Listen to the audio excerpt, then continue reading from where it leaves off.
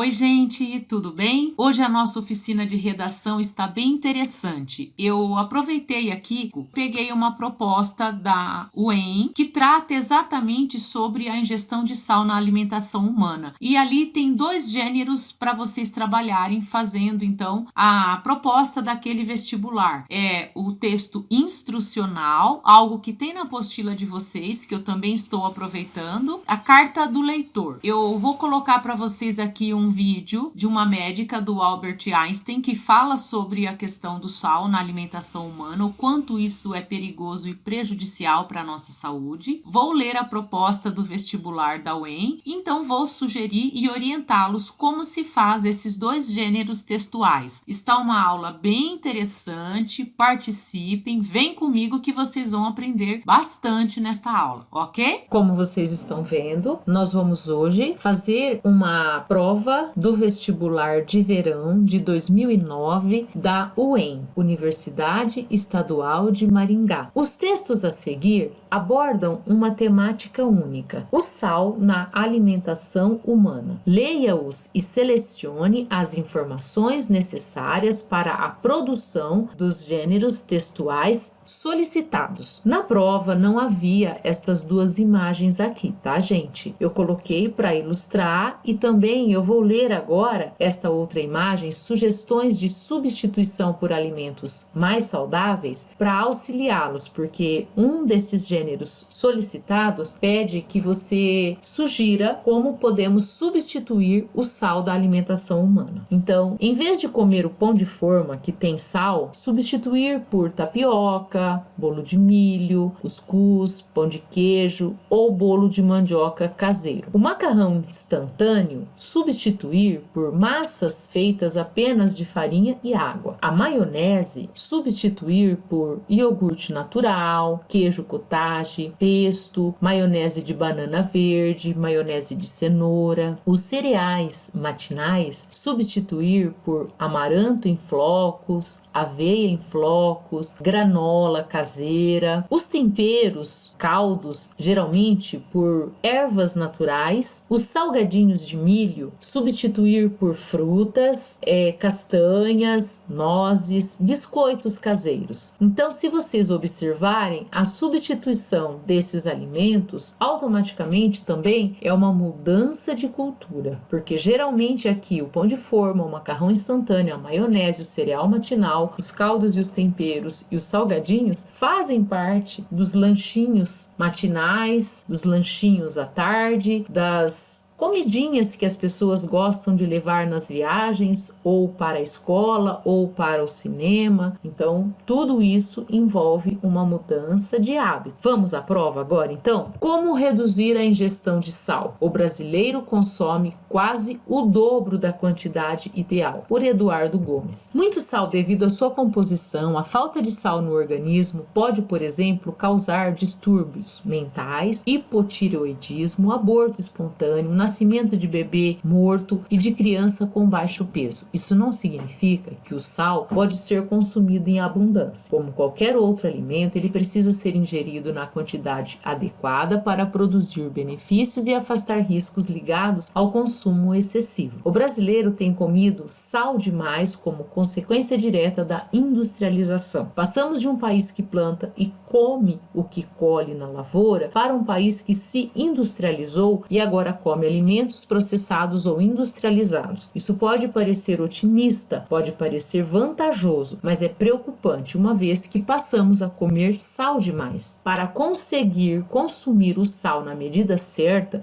é preciso saber que o sal é diferente de sódio. Muita gente acredita que são sinônimos e na hora de ler os rótulos dos produtos só levam em consideração a quantidade de sódio, que é apenas um dos componentes do tempero. Essa é uma conduta incorreta, que leva a consequências perigosas. Isso porque a pessoa pode fazer um cálculo nutricional do seu consumo diário de sal, tomando como referência o sódio. Só para se ter uma ideia, de acordo com as diretrizes do Guia Alimentar para a População Brasileira, editado em 2006, uma pessoa deve consumir no máximo 5 gramas. O problema é que os produtos industrializados se limitam à quantidade de sódio na embalagem e não na de sal, induzindo o consumidor a achar achar que está consumindo uma quantidade menor de sal. Praticamente todos os alimentos industrializados contêm sódio, do pão integral ao refrigerante e até mesmo suco artificial em pó. Os campeões são os embutidos, o presunto, o salame, a mortadela, a salsicha, e defumados, os caldos concentrados, os temperos prontos, as sopas instantâneas, os salgadinhos industrializados, os queijos amarelos, os pratos prontos congelados e as conservas. Quem come fora regularmente tem mais dificuldade para controlar o consumo de sal, mas sempre é possível fazê-lo. A melhor estratégia para conseguir isso é evitar o saleiro, uma vez que os alimentos já são normalmente preparados com mais sal e as saladas podem ser consumidas utilizando apenas azeite, fazendo com que se caia a média de ingestão de sal na refeição. Menos sal. Embora todos se beneficiem da redução do sal, pessoas com hipertensão arterial, doenças cardíacas e hepáticas que causam retenção de líquidos e insuficiência renal devem reduzir o sal como parte fundamental do seu tratamento, pois o excesso de sal causa maior retenção de água, pode agravar essas condições clínicas. Veja a seguir os casos clínicos em que a ordem é reduzir o sal. Hipertensão arterial, cloreto de sódio é um dos responsáveis pela retenção de líquido no organismo. Com isso, há um aumento no volume de sangue que circula pelos vasos sanguíneos, o que eleva a pressão arterial. Doenças cardiovasculares. A elevação da pressão arterial também é fator de risco para as doenças cardiovasculares. Problemas renais. O consumo excessivo de sal, ao causar hipertensão, sobrecarrega os rins, alterando suas funções e colaborando para o acúmulo de substâncias tóxicas no sangue. Retenção hídrica. O excesso de sódio no sangue eleva a retenção de água, o que pode provocar, além de inchaço, edemas pelo corpo. Sal. Reduz o consumo. Por Regina Célia Pereira. No lugar do sal, bote ervas e hortaliças. Elas ajudam seu paladar a enfrentar a fase de adaptação à comida menos salgada. Alho e cebola. A dupla está lotada de substâncias protetoras das artérias, mas não vale comprar aqueles potes de tempero que tem sódio na formulação. Prefira os isentos da substância ou os vegetais in natura. Limão. Espremer limão na salada é uma forma de acrescentar mais vitamina C no dia a dia. A astringência do fruto ainda ajuda a espantar a vontade de comer sal. Ervas. Elas têm em sua composição poderosas substâncias que contribuem para o bom funcionamento de todo o organismo. Bote alecrim nas carnes, cebolinha no arroz, coentro na salada, manjericão nas massas e não se esqueça da pimenta. Abuse da imaginação. Então, como vocês estão vendo, foram 3 textos lidos e a partir então dos 3 textos nós vamos agora pensar nas 2 propostas de redação que havia neste vestibular. Primeiro, carta de leitor. Como leitor da revista Saúde, escreva uma carta com até 15 linhas para comentar a matéria Como reduzir a ingestão de sal, para reclamar sobre a falta de apresentação de receitas cujos temperos substituam sal na alimentação humana. Assine a carta apenas com o nome leitor. Gênero textual, texto instrucional. Redija um texto crítico aos leitores da revista Saúde com até 25 linhas, a fim de compor uma reportagem sobre o uso do sal na alimentação humana. Nesse texto, você deverá se posicionar sobre o assunto, além de apresentar instruções sobre como substituir o sal na alimentação. Para a elaboração desta atividade, considere as informações apresentadas nos textos fornecidos nesta coletânea e em seus conhecimentos sobre o assunto. Então veja, pessoal, é um vestibular que possui não uma única redação, uma dissertação como a gente conhece normalmente. Nessa instituição, a Universidade Estadual de Maringá, são vários gêneros textuais e são, na verdade, de 2 a 3 gêneros, ou seja, 2 ou 3 propostas de redação. Neste ano, aconteceram essas 2 aqui. Então, agora eu vou orientar como se faz um gênero instrucional e como se faz uma carta do leitor. Gênero instrucional. O que é o texto instrucional? É um texto que orienta, explica, propõe regra, prescrição de como usar algo, de como agir, de como executar uma tarefa, de como jogar.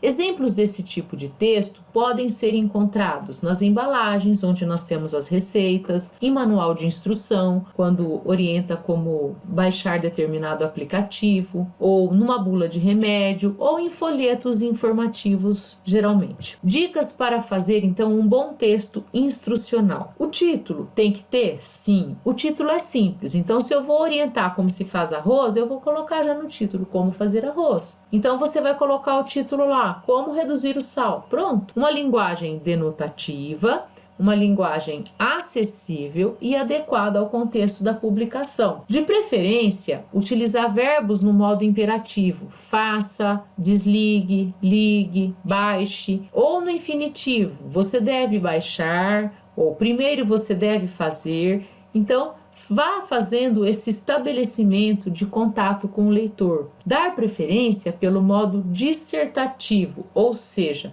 escrever em forma de parágrafo e não pela escrita em tópicos, o que é comum acontecer nas receitas. Utilize mecanismos coesivos sequenciais. Então, geralmente, como você vai colocar em etapas como ligar tal equipamento, então primeiro, em seguida, logo após, por último, certo? Então, são os elementos coesivos que você vai colocando. Opte pela escolha de poucas regras, poucas dicas, porque senão fica muita dica, muita regra, você vai fazer um texto muito longo e também fica difícil, certo?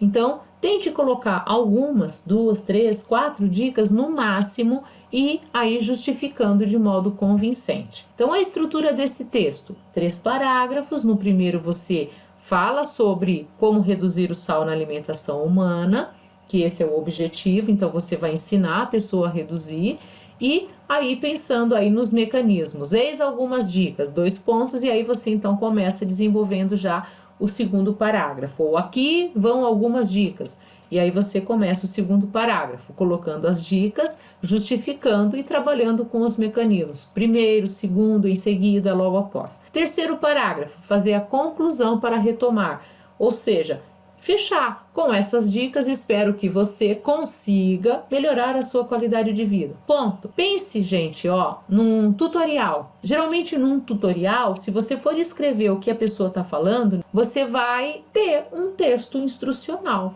certo? Carta do leitor. O que seria? Como nós temos aqui nesta imagem, é uma carta que você geralmente escreve para quem redigiu determinada matéria naquela revista, naquele jornal. Então, essa carta ela vai ser publicada nas páginas iniciais deste periódico, revista ou jornal. É uma carta curtinha, que embora seja chamada de carta, ela não tem as características muito parecidas com as cartas que a gente conhece. Ela é argumentativa, certo? E geralmente aparece então de forma publicada em impressos ou eletrônicos. Vamos lá. Para fazer uma boa carta, eu tenho que colocar local e data? Não, porque ela vai ser publicada em um periódico, então o periódico já tem o local e a data, então não é necessário. Tem título? Sim, diferentemente das outras cartas que a gente vê que não tem título, essa vai ter, porque a carta geralmente ela se referencia a alguma matéria que foi publicada. Então você está escrevendo para elogiar a matéria, discordar da matéria, ou fazer algum pedido. Então o título tem a ver com a matéria, como essa daqui, Cães de Ruas. Então a pessoa que escreveu, obviamente, ela está tratando exatamente de uma matéria. Na verdade, essa aqui é uma resposta de uma carta do leitor. Vocativo? Sim, o vocativo é para quem você dirige essa matéria. Então você geralmente vai pegar o autor da matéria e você pode colocar o nome dele, vírgula, ou seja, é um vocativo. É obrigatório? Não, se você não quiser o vocativo, você já vai direto ao assunto, o que é muito comum. Corpo do texto. Sim, a carta ela tem o corpo do texto, que é o texto como um todo. A carta ela pode ser tudo num parágrafo só, ou ela pode ter 2 parágrafos, ou ela pode ter 3 parágrafos. Essa exigência de parágrafo não aparece, porque geralmente ela é uma carta enxuta que vai ser publicada numa página com várias outras cartas. Então, geralmente, quem edita e publica faz alguns ajustes e às vezes pode aparecer 2 parágrafos. tá bom? O que é importante é que essa sua carta ela tenha coesão, coerência, essa ideia de começo, meio e fim. Então, no corpo do texto, você vai iniciar falando da matéria, contextualizando o assunto, para quem lê essa carta entenda do que você está falando e o seu objetivo. Se é uma crítica, se você vai discordar, se você vai elogiar, certo? O corpo da carta, como a gente não tem essa noção de primeiro parágrafo, segundo parágrafo, terceiro parágrafo, porque ela é uma carta bem curtinha que vai ser publicada numa página com várias outras cartas, a gente trabalha com períodos. Período, vamos entender assim, vai de um ponto até outro ponto. Então, você no primeiro período, você contextualiza o tema e coloca o objetivo. No segundo período, você justifica. Na justificativa, geralmente você trabalha com 1 ou 2 argumentos. Vai depender muito aí do que você está tratando e de qual é o seu objetivo. O terceiro período, você pode retomar. Portanto, espero que você, ou espero que o senhor, você coloca esse vocativo e você então vai fechar a sua ideia. Você pode fazer mais um período em que você se despede. Espero que, então você coloca essa ideia que vai reforçar. A assinatura. Geralmente nas cartas dos leitores não se coloca o nome todo. Aqui vocês estão vendo o nome todo, mas às vezes não aparece. Você pode colocar as iniciais, você pode colocar um endereço eletrônico, ou se é um vestibular, você escreve a palavra leitor, como está sendo solicitado aqui nesta prova. Certo, gente? Esta é a aula de hoje. Agora, pessoal, depois que eu já orientei, li a proposta, apresentei para vocês o que é para ser feito, antes de encerrar a aula, eu vou passar então aquele vídeo que eu havia comentado do Albert Einstein, com algumas dicas de como nós podemos fazer para diminuir o uso do sal na nossa alimentação. Veja então essas dicas, porque elas vão auxiliá-los para que vocês façam o texto instrucional, certo? Vamos ao vídeo?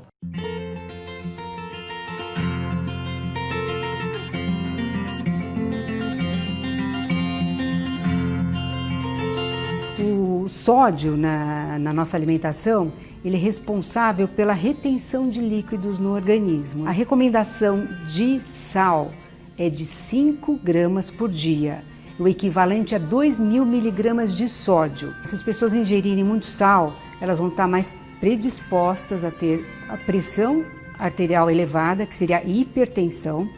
A hipertensão leva a problemas cardiovasculares, é fator de risco para diabetes, além de problemas renais. Algumas recomendações que a gente pode fazer para a pessoa reduzir o consumo de sal, especificamente de sódio, né? Um deles seria não deixar o saleiro à mesa.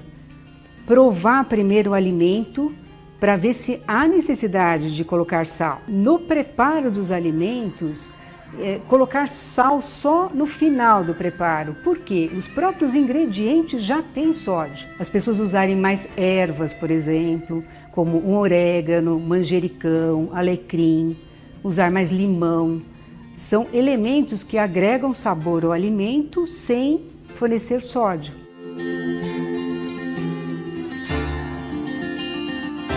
Os campeões em teor de sódio, a gente poderia citar os queijos mais curados, então gorgonzola, parmesão, provolone, os frios de modo geral, carnes em forma de churrasco, salgadinhos. Um outro alimento bastante consumido, né, no Brasil de modo geral, mas em São Paulo, é a pizza. Alguns refrigerantes zero, light, diet, eles podem ter esse sódio através ou do adoçante ou do conservante.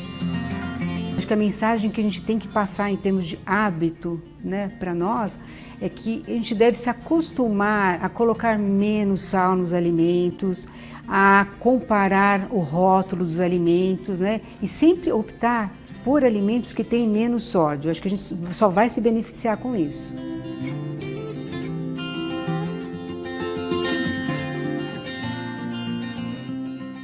Bom, gente, eu espero que vocês tenham gostado da oficina de redação. Vocês provavelmente não sabiam quanto de sal nós estamos ingerindo sem saber. quanto de sal tem escondido aí nos produtos, nos enlatados, nos molhos, nas comidas prontas. Então, além de ser uma aula bastante teórica, além de vocês aprenderem 2 gêneros textuais diferentes, obviamente vocês aprenderam também algumas dicas de saúde, não é verdade? Espero que vocês então tenham entendido certinho a proposta e que vocês aí tenham feito as atividades. Até a próxima. Tchau, gente. Beijo.